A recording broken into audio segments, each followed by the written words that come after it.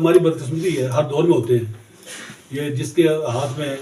Power آتی ہے وہ لازمی کوشش کرتا ہے کہ دوسرے کے لوگوں کو آگے پیچھے ہٹائے، ہر دور میں ہوتا ہے، نہیں ہونا چاہیے یہ۔ جس دن ہم اس چیز سے نکلیں گے، میں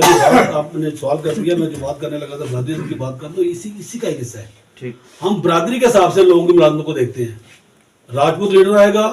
تو کوئی جٹ لیڈر کو جٹ برادری ملازم، جو جٹ برادری کا ملازم ہے وہ نہیں ٹیک سکتا، جب کوئی جٹ لیڈر آئے گا تو کوئی راجپوت برادری کا نہیں ٹیک سکتا۔ کیوں نہیں ٹیک سکتا بھائی؟ اگر وہ لائق ہے تو میں کہتا ہوں وہ مرزا ہو، وہ ملک ہو، وہ شیخ ہو، وہ ملک جٹ ہو، راجپوت ہو، وہ اپنا کام کرے، کام کرنے میرٹ میں کام کرنے دیں، اس کو نہیں کرنے دیتے، ہم ظلم کرتے ہیں اپنے ساتھ، اپنے بچوں کے ساتھ، اور جن کے ہاتھ میں یہ سب کچھ ہے ان کو سوچنا چاہیے اس پہ،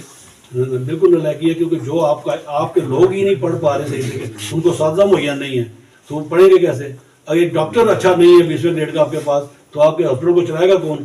اس لیے یہ باتوں کو سوچنا چاہیے، اور انشاءاللہ تعالیٰ اس بات پہ جہاں تک ہم بات کر سکتے ہیں ضرور کرتے ہیں۔